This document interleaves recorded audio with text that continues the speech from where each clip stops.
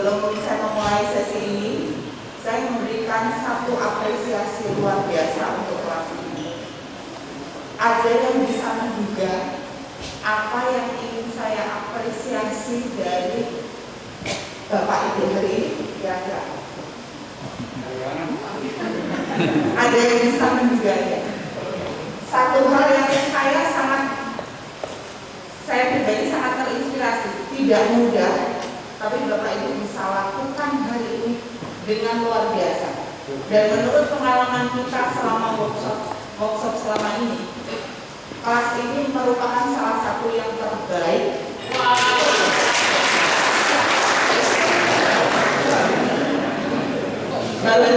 Terbaik dalam melaksanakan tugas itu. Bapak Ibu nggak sadar, tapi kami memperhatikan. Jadi mungkin nanti yang kelas online dihadiri oleh kepala sekolah SMK, saya bisa mengatakan bahwa Bapak Ibu di sini Media Suara sudah punya potensi, artinya menjadi salah satu leader, salah satu contoh baik dari sebuah perubahan kecil. Bapak Ibu tidak sadar, tapi saya memperhatikan sejak pagi tadi. Ada nggak yang Bapak Ibu merasa iya?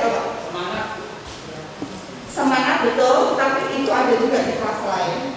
Hari ini ada satu yang Bapak Ibu bisa lakukan kontrol diri luar biasa. Ada dia Ibu tidak memegang HP selama materi berlangsung. Kita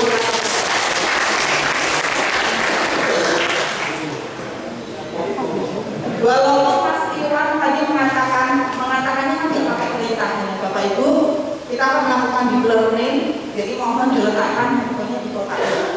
Kalau di workshop lainnya beberapa masih ada yang curi-curi, tuh biasanya Pak. Tapi ini betul-betul saya perhatikan dari tadi pagi, itu sedikit, ada sih 1-2, tapi itu sedikit sekali persentasenya, dan itu luar biasa. Nanti sampai hari ketiga, maaf saya izin observasi.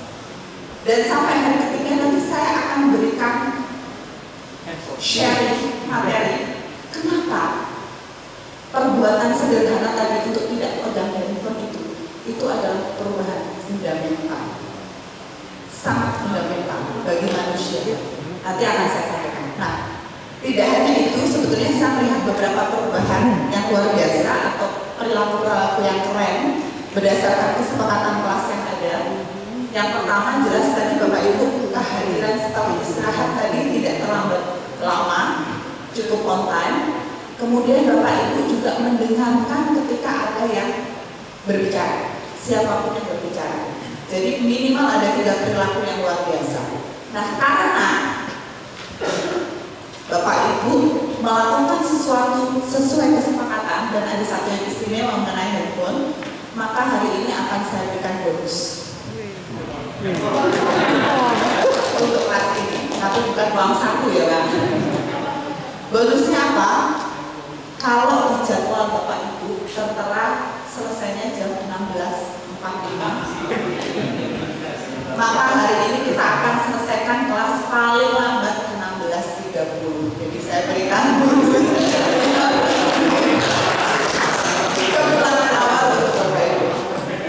Ya, oke. Jadi ini adalah salah satu hal yang paling tidak 15 menit Bapak Ibu bisa beristirahat. Baik, saya perkenalan diri dulu. Ada di form itu saya kira nama saya Novi Puspita Chandra. Bisa panggil saya Novi. Sehari-hari saya mengajar di Fakultas Psikologi Universitas Gadjah Mada. Dan area riset saya adalah tentang perkembangan anak dan remaja, tetapi di area pendidikan. Sejak saya mengambil S3 di University of Melbourne, sejak itulah sebetulnya titik balik saya untuk mendedikasikan waktu, tenaga, dan energi saya bagi perubahan pendidikan Indonesia. Saya hibahkan segala ilmu karena memang Bapak Ibu, saya yakin sebagian besar Bapak Ibu di sini juga mengalami pengalaman, misalnya ada beberapa yang berjalan, pernah jalan-jalan ke luar negeri. Perbedaan yang sangat jauh, gap yang sangat besar antara pendidikan kita dan pendidikan luar. Dan itu tadi sudah diungkap di sesinya Pak Isa. Sesi saya kali ini sebetulnya nanti mencoba menurunkan 4 area perubahan yang tadi diungkapkan Pak Rizal dalam konsep gerakan sekolah menyenangkan. Jadi setelah kita bicara mengenai perubahan global, sebetulnya kemudian DSM itu hanya punya 4 formula sederhana yang itu menjadi spirit yang bisa dijalankan oleh kita semua untuk melakukan perubahan kecil. Jadi katanya perubahan besar itu tidak bisa kita lakukan kalau kita tidak pernah melakukan hal-hal sederhana. Nah, GSM ini kenapa tadi Pak Rizal bisa mengatakan kita bisa akhirnya dari 2014 mengundang keterlibatan banyak sekolah secara sukarela, karena sebetulnya kita melakukan perubahan-perubahan sederhana di 4 area itu. Dan kalau Bapak Ibu masih ingat, area pertama yang pojok kanan paling atas itu adalah penciptaan lingkungan. Kenapa itu penting dan apa hubungannya dengan soft skill? Nanti akan kita diskusikan bersama. Tapi saya akan cerita dulu salah satu pengalaman saya dulu, Pak. Saya pulang dari Australia, kemudian saya pernah diundang ke kabupaten atau kota Tangsel, saya lupa. Kalau nggak salah Tangsel, ada yang bilang, oh nggak mungkin, ini di Cimahi semua ya. Yang online mungkin ya, yang online ada dari Tangsel. Saya waktu itu naik mobil lewat, dan Tangsel itu kota dekat BSD di Serpong, itu belum Indonesia Timur pojok. Saya lewat, kemudian tiba-tiba saya melihat ada gedung sekolah, Pak. Gedung sekolahnya itu bentuknya hampir mirip seperti gudang. Kursi-kursi mejanya nggak tertata. Kemudian saya minta berhenti sebentar, mundur. Lalu saya lihat, saya tanya bapak yang jaga di situ, ini sekolah Pak? Iya Bu. Sekolah SD sampai SMP. Masuk pagi sama siang, jadi ada 2 shift. Kok bentuknya kayak gini? Ya memang kayak gini Bu. Ini bagus, kayak gini biasanya lebih parah lagi. Atapnya agak masih rusak-rusak. Terus saya pikir, ini masih di Tangsel. Belum Indonesia Timur, belum sebelah mana yang katanya atapnya bisa rusak. Sementara narasi pendidikan kita itu selalu bicara mengenai literasi, numerasi, kata, pokoknya hebat-hebat. Tapi kita membayangkan nggak ketika anak-anak kita mau dari SD, SMP, SMA berangkat ke sekolah, ke sebuah rumah yang bahkan dia duduk itu bisa bahaya karena kursinya goyang-goyang atau atapnya sewaktu-waktu bisa runtuh. Terus kemudian kita bicara order tinggi, kira-kira nyambung nggak? Persis sama ketika saya masuk juga ke salah satu madrasah, itu anak-anak masih belajarnya itu bareng-bareng sama ayam kan. Jadi kalau belajar itu bismillah ayam situ. Terus kan tadi saya ingat tuh slogannya BMTI dan slogannya SMK rata-rata kan bersih, apalagi Bu melayani ya Pak, itu bagus. Tapi ternyata perjalanan saya ke sekolah-sekolah Indonesia tidak semudah itu, tidak semudah yang seperti kita katakan. Saya akan memperlihatkan sebuah sekolah. Gimana cara dipindah? Oh, oke. Ini salah satu sekolah SD di Kabupaten Sleman, belum di pinggiran masih SD. Dulu bentuknya seperti ini, banyak anak yang nggak mau sekolah di sini.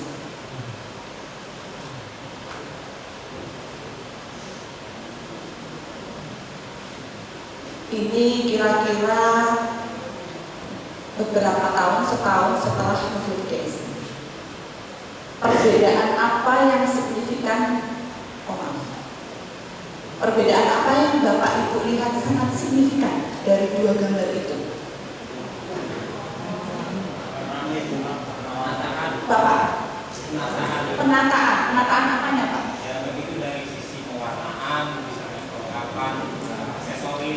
buatkan semacam tanda-tanda. Terima kasih. Ada lagi Pak? Mungkin Ibu? Kenapa mereka melakukan perubahan ini kira-kira? Yang dari online? Ya? Biar senang ke sekolah.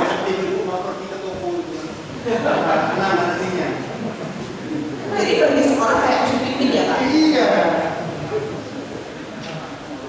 Kalau kondisi saat ini kira-kira anak-anak mau pergi ke sekolah, kira-kira lebih banyak senangnya atau lebih banyak ngeluhnya? Jangankan murid-muridnya ya, kadang-kadang bapak ibu gurunya juga gitu. Dulu hari ini ngajar lagi, udah malas kita mau berangkat ke sekolah. Ada cerita di balik ini nanti Pak, tapi dari dua ini tadi terlihat. Kira-kira ini mempengaruhi perilaku anak-anak enggak? Ada yang ingin nyoba Pak? Siapa Bu? Perilaku anak-anak apa yang kira-kira berubah? Yang online ada yang nyoba? Di situ Mbak Ready? Kalau dari gambar kan kita bisa menangkap. Betul. Kira-kira aja Pak. Kira-kira mungkin anak-anak hanya bisa dia anak juga akan senang dengan kondisi tempat. Ini saya hanya menyajikan substansi ya. Kalau untuk SMK nanti akan saya perlihatkan contohnya. Tapi substansinya dimanapun berada, kita membutuhkan sebuah lingkungan. Dan lingkungan itu ternyata nanti bisa mengubah perilaku. Sama kalau kita mau pulang ke rumah, Bapak, kalau pulang ke rumah udah capek-capek seharian, Ibu juga kira-kira rumah seperti apa yang dibayangkan? Ada rapi, nyaman, bersih, ada bidadari.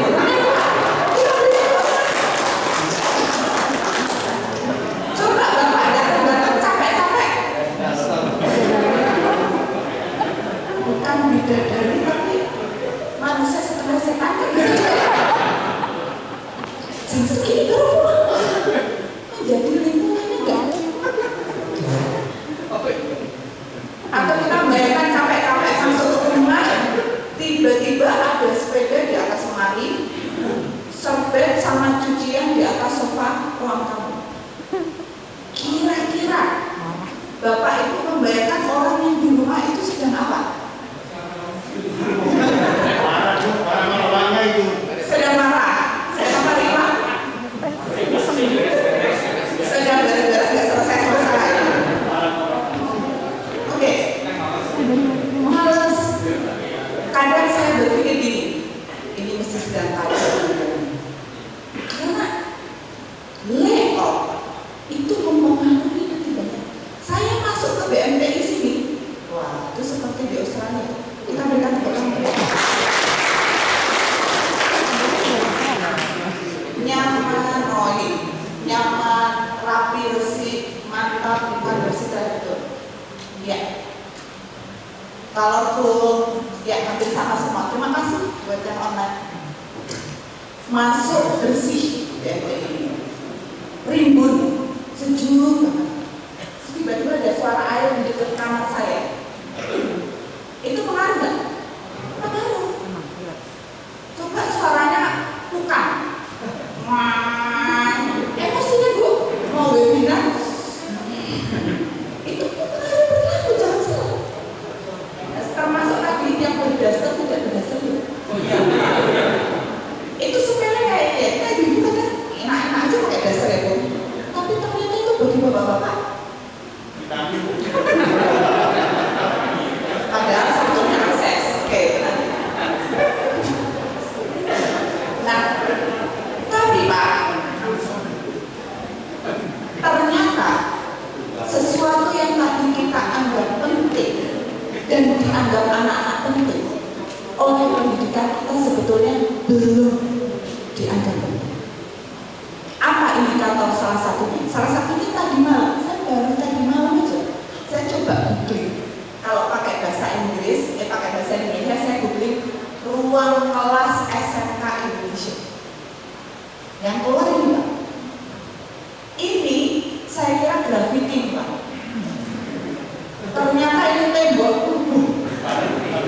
itu.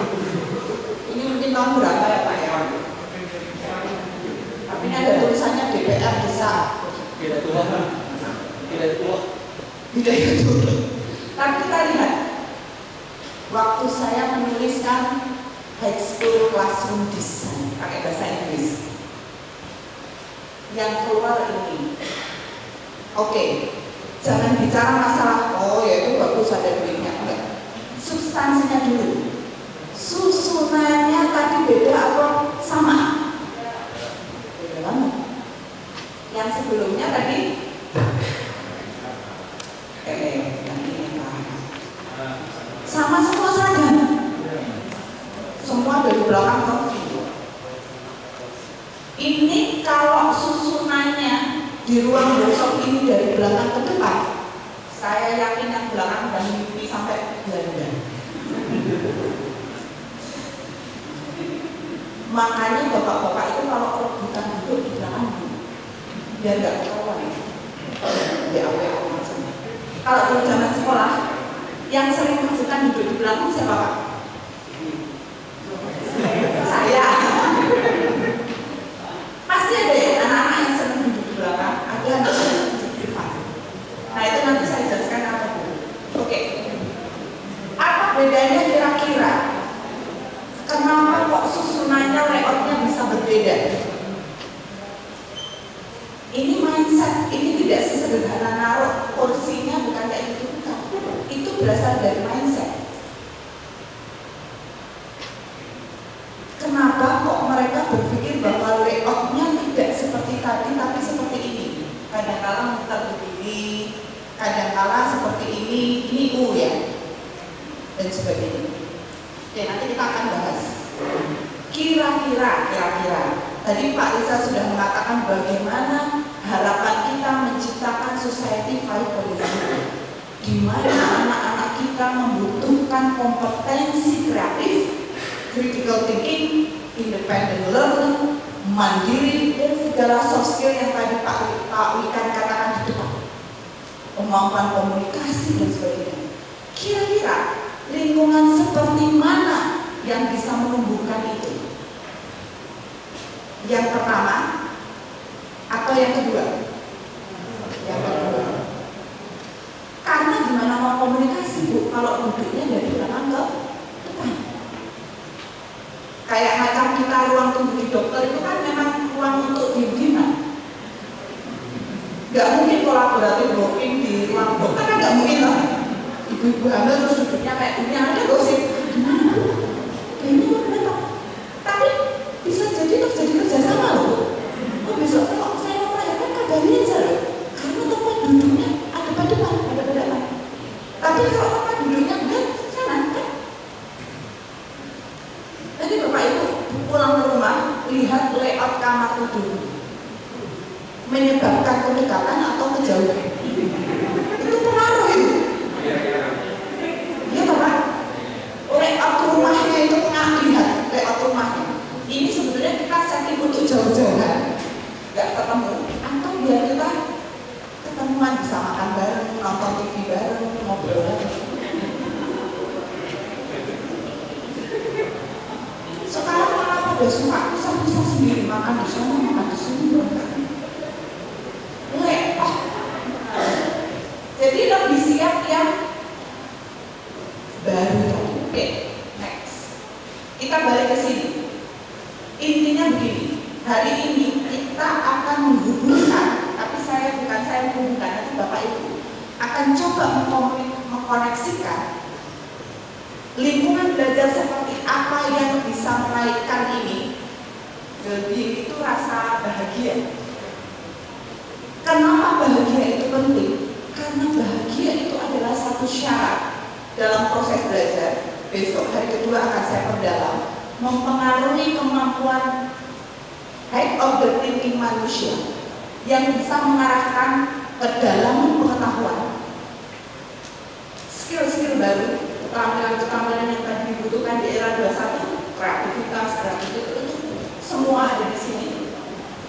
Problem solving dan nilai-nilai kebaikan atau kita sering bilang soft skill, karakter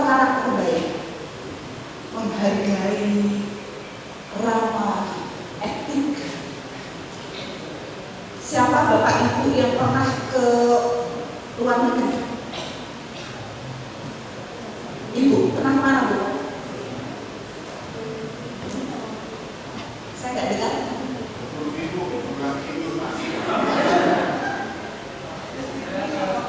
Sydney, oke.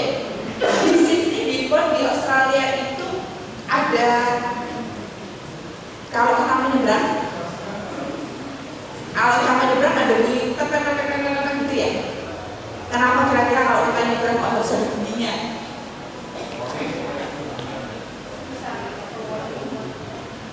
Untuk apa? Buatin untuk siapa? Untuk yang buta. Untuk yang buta. Di sini ada nggak? Di mana Pak? Yang melihat saja buta di sini. Tapi banyak nggak?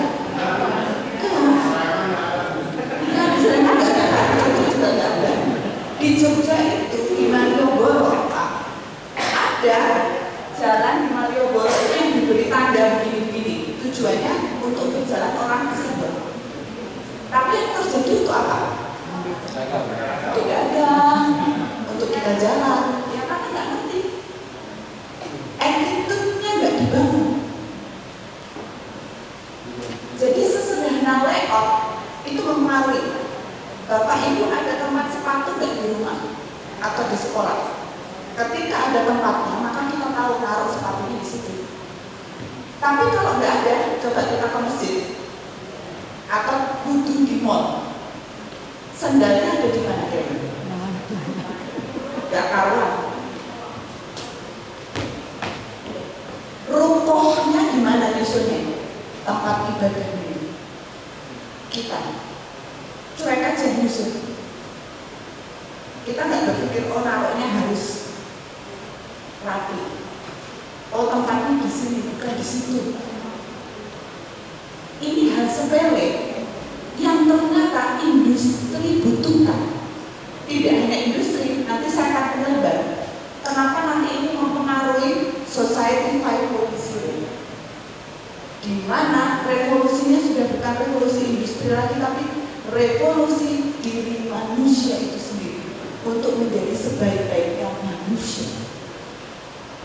Yang dilakukan Bapak Ibu tadi untuk tidak memegang robot kecil yang namanya handphone, itu Bapak Ibu sudah menjadi manusia yang tidak dikendalikan robot untuk hari ini. Padahal sehari-hari kita cuma dengar ting gitu aja, bahkan nggak ada bunyi ting aja kita tuh kayak nggak bisa hidup tanpa dia. Bayangkan kalau besok robot itu sudah menguasai kita semua, kita nggak punya itu elemen manusia. Nah, oleh karena itu kita akan mengembangkan kualitas hidup yang baik ini Bapak Ibu itu sehat, fisik, jasmani, rohani, optimis, bahagia, punya ketahanan diri, kepercayaan diri, tuntas dalam pekerjaan dan punya empati. Ini gampang ditulis, berkali-kali didengar, tapi saya yakin sulit sekali kita latih. Kenapa kira-kira? Ya karena pendidikan kita fokusnya di materi. Hanya ada di Indonesia Pak, materi itu bisa ngejar-ngejar guru. Guru kalau ditanyakan, Bu, kenapa kok ya ini kita, apa kita ngejar-ngejar materi? Materi itu barang nanti kok bisa ngejar-ngejar? Kita manusia yang mengendalikan, tapi ngejar-ngejar materi, ngejar-ngejar akreditasi, ngejar-ngejar laporan. Kita sedang jadi robot. Nah, kemudian tadi ada Bapak yang mengatakan ini pembelajarannya kita udah tahu harus project based, harus apa dan sebagainya. Tapi sebetulnya faktor apa sih yang mempengaruhi? Dan ini nanti Bapak Ibu bisa gunakan sebagai media suara ketika Bapak Ibu membangun workshop dan mengajak sekolah-sekolah berubah. Demikian juga untuk kepala sekolah, malah harus berkepentingan sekali dengan ini. Ternyata 3 faktor yang mempengaruhi proses pembelajaran itu adalah faktor diri manusia, diri anak itu sendiri. kita pelajari besok. Kemudian yang kedua faktor lingkungan belajar. Yang ketiga interaksi manusia dan lingkungannya itu.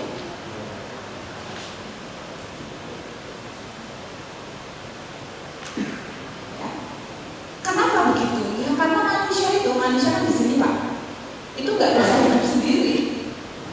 Dia selalu hidup itu karena dipengaruhi oleh lingkungan paling dekat, teman-temannya, sekolahnya, kantornya, teman kantornya, keluarganya, sampai dengan lingkungan yang paling besar, pandemi. Misalnya, politik, budaya, lingkungan yang paling besar. Maka penting sekali kita mempertimbangkan lingkungan sebagai faktor. Kenapa penting? Nah sayangnya kita selalu menganggap bahwa pengembangan ekosistem atau lingkungan positif itu hanya fisik, padahal bukan. Jadi yang akan kita sajikan nanti tidak hanya fisik. Dulu pernah ada atau banyak kunjungan-kunjungan ke sekolahnya, gerakan sekolah menyenangkan. Biasanya teman-teman atau sekolah dari luar daerah, luar Jawa itu membayangkan kalau ini mau datang ke sekolah yang menyenangkan, itu yang dibayangkan adalah kondisi fisiknya itu keren. Sekolahnya tingkat, ada banyak infrastruktur, komputernya banyak. Ternyata ketika mereka datang, ini kan sekolahnya sekolah di desa. Tapi jangan salah, ketika masuk mereka melihat lingkungan kelasnya dan interaksi guru dengan siswanya, mereka baru sadar bahwa yang dimaksud dengan lingkungan belajar positif itu bukan hanya sekedar infrastruktur, tapi aura. Jadi lingkungan belajar itu adalah ketika kita masuk ke sebuah tempat, terus kita bisa merasakan auranya. Kan kita kalau masuk ke sebuah restoran kelihatan apa? Ya karyawan bayarannya sedikit sama banyak. Kalau yang sedikit ya secukupnya. Biasanya apa lagi? Itu mesti ada urusan, ada persoalan di kultur. Tapi kalau mau pesan apa? Ya sebenarnya ini. Ya berarti dia punya passion, lingkungannya baik. Ya, nah, kenapa kita penting membangun ini? Kenapa kalau di DSM itu ini salah satu faktor yang paling mudah untuk diubah? Karena ini kita percaya bahwa pendidikan itu menciptakan peradaban yang lebih baik dan memanusiakan manusia. Makanya kenapa negara-negara maju itu lihat layout-nya saja itu sudah senang. Ibu pernah ke sini, ke port, gak ada kotor ya, semua bersih. Taman setiap 500 meter taman, gratis tamannya. Tumbuhan, sungai, bersih semuanya. Karena apa? Karena punya uang? Bukan. Karena Singapura, negaranya kecil, tapi dia bisa tata kelolanya benar-benar maju. Dari kecil ternyata saya masuk ke sekolah-sekolah mereka. Dari kecil mereka sudah tahu bahwa penciptaan ekosistem, keramahan mereka dan interaksi mereka dengan lingkungan itu penting.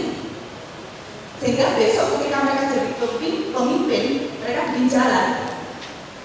Nggak ngawur, nggak untuk kepentingan proyek aja, tapi ini berarti jalannya harus bentuknya seperti ini, biar orang yang difabel bisa lewat, biar orang tua itu bisa akses. Transportasi, mobil-mobil di Jerman diciptakan dia bisa turun untuk orang difabel. Kenapa? Karena punya duit? Bukan. Karena cara pikir. Nah, cara pikir itu penting sehingga penciptaan lingkungan itu menjadi sesuatu yang utama. Nah, kita harus melihat bahwa lingkungan belajar ini Bapak Ibu itu multidimensional yang pertama, kemudian bersifat pabrik dan bersifat sebuah komunitas. Apa maksudnya?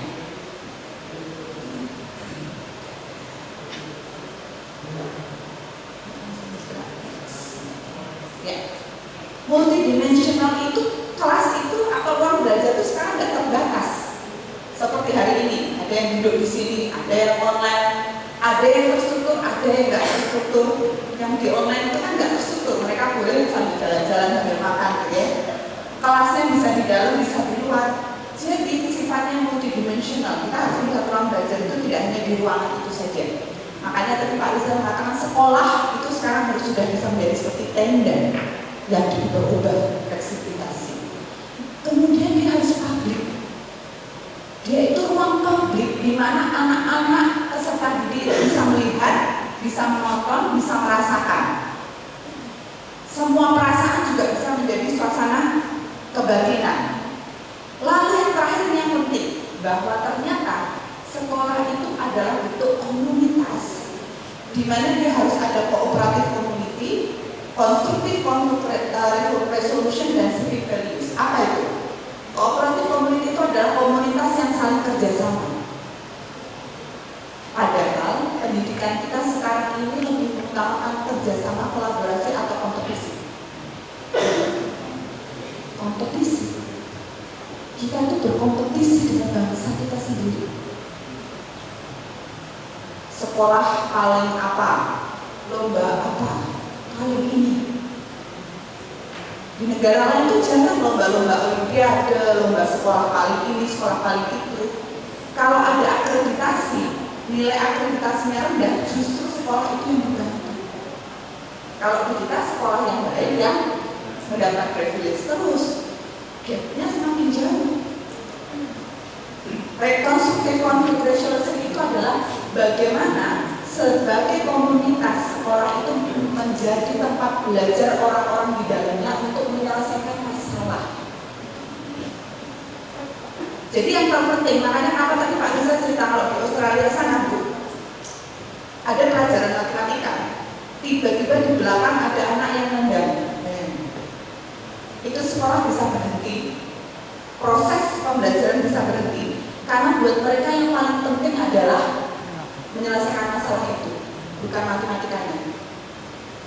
Tapi kalau di kita, gurunya di depan menilai matematika, anaknya di belakang jorok-jorokan, tendang-tendangan, kan nggak peduli. Kita nggak peduli, karena yang lebih penting adalah nilainya. Nilai 10, nilai 9, nilai 80 itu lebih penting daripada resolusi konflik itu. Kemudian yang ketiga, adanya nilai-nilai publik yang disuarakan terus di sekolah. Kenapa kok penting sebagai komunitas? Ya karena mereka sedang belajar menjadi warga negara. Bukan hanya belajar menjadi karyawan, buruh, bukan. Jangan sampai tempat pendidikan manapun menciptakan anak-anak kita hanya sebagai buruh kapitalisme. Nanti suatu saat anak-anak kita akan menjadi buruh di negaranya sendiri. Tapi kalau kita ciptakan sebuah ekosistem lingkungan di mana anak-anak mampu membangun komunitas, maka dia akan bisa menjadi pemimpin yang bisa memikirkan secara empatik perubahan-perubahan penciptaan peradaban. Itu makanya kenapa mungkin ada yang mikir sepele. Kok sepele banget ya penciptaan lingkungan? Enggak sepele, that's a big deal. Ada penelitian Bapak Ibu, 8.000 siswa SMA dan 500 tahun mengajar di kota besar, tapi bukan di Indonesia ya, menyimpulkan bahwa 90% konflik di antara siswa itu diatasi dengan cara-cara destruktif atau sama sekali tidak terselesaikan. Kenapa? Karena kebanyakan penyelesaiannya pakai cara ini, penghindaran, pemaksaan, dan ancaman. Itu yang biasa kita lakukan. Dan itu sama sekali tidak pernah menyelesaikan masalah. Kalau nggak pakai helm, denda. Kalau orang kaya, itu bayar denda aja. Tapi kalau orang miskin, lari, lipat-lipat. Tapi permasalahan tidak pernah selesai bahwa kita penting menggunakan helm. Jadi hukuman tidak menyelesaikan masalah. Nah ini kita pernah menjadi diskusi yang luar biasa dengan beberapa SMK yang memang kulturnya kepatuhan ya, kepatuhan. Nah ini mungkin cocok untuk spesifik jurusan. Jadi jurusan-jurusan yang kelautan gitu Pak, yang semi militer. Tetapi untuk jurusan-jurusan yang membangun kreativitas harus berpikir ulang tentang kepatuhan itu. Karena kita tidak sedang membesarkan binatang atau robot, kita sedang mengembangkan manusia. Next. Sebelumnya. Nah ini nanti kita akan belajar manajemen kelas itu sebetulnya tujuannya untuk ini atau lingkungan ya. Saya pakai bahasa lingkungan positif etis saja. Agar lebih banyak waktu pembelajaran, agar akses ke pembelajaran itu bisa diperoleh oleh semua tanpa terkecuali. Dan yang ketiga, dia sebetulnya mampu menumbuhkan kesadaran diri, self management. Ini makanya penting untuk revolusi 5.0 atau society 5.0 karena manusia harus jadi center, harus jadi kesadaran. Lebih banyak waktu pembelajaran. Saya waktu workshop SMK angkatan beberapa, saya ingat ada ibu kepala sekolah dari Aceh. Tiap hari Pak, kerjanya kalau pagi dia ngejar dulu murid-muridnya yang bolos. Dia ngejarnya pakai motor. Balik sekolah, balik. Nanti di sekolah masih dimarahi lagi kan? Berapa jam waktu untuk begitu? Padahal tadi itu dia harus menyelesaikan materi. Anak ini harus belajar. Artinya pengelolaan perilaku itu menjadi penting dalam penciptaan lingkungan belajar. Ini rata-rata penelitian di beberapa negara sebetulnya sudah menunjukkan dari sekian persen yang diharapkan. Misalnya kalau di Indonesia itu sehari 8 jam belajar gitu ya. Kira-kira yang efektif itu sebetulnya berapa jam? Kayak gini, Bapak Ibu ini tadi dari jam setengah 9 atau jam 9 sampai jam 4. Sebetulnya nanti yang efektif kayaknya bukan 8 jam itu. Sebetulnya yang efektif mungkin cuma 2 jam. Ya kan? 1 jam. Karena ini pembelajarannya masih pakai model lama nih hari ini. Mulai besok kita akan mulai baru. Next. Nah, kita perlu ada prosedur-prosedur dan rutinitas yang efisien mengurangi kebingungan dan peluang perilaku negatif. Peserta didik itu tidak hanya siswa, tetapi juga guru dan sebagainya ketika Bapak Ibu budaya suara melakukan pelatihan. Dan mungkin mulai sekarang kita harus berpikir kalau kita mau menciptakan program pelatihan, impact-nya terhadap anak-anak itu seberapa? Apa? Apakah keterampilan ini misalnya upskilling atau reskilling ini itu gimana ya caranya gurunya nanti memberikannya ketika persoalan menyampaikannya, kemudian lingkungan belajarnya nggak diubah, sama aja. Itu akan jadi sebuah materi yang kemarin sudah dilatihkan, udah selesai terus sudah nggak ada efeknya, nggak ada impactnya sama sekali. Nah ini perlu dipikirkan. Next. Nah ini beberapa, maaf, ini nggak apa-apa. Jadi ini ada beberapa